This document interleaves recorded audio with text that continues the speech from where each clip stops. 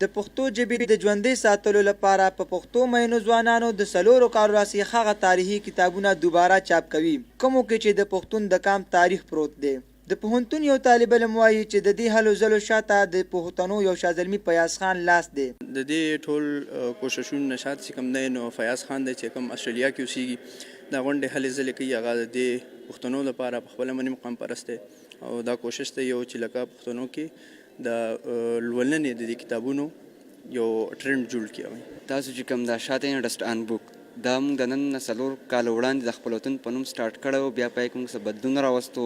موږ به خلکو له کتابونه فری ورکول د لوستلو لپاره چې هغوی ته څه زده کړي او موږ له به خلکو کتابونه راکول فری خو هغه به خاص معیاري یو ماشوم یا کس ته څه زده کړه کړی یا ته لیکوال یا څه لوستونکی جوړ شوی بیا موږ په دې کې د کتابونو انتخاب وکړو هغه موږ چاپ کړو او خلکو له فری ورکړو.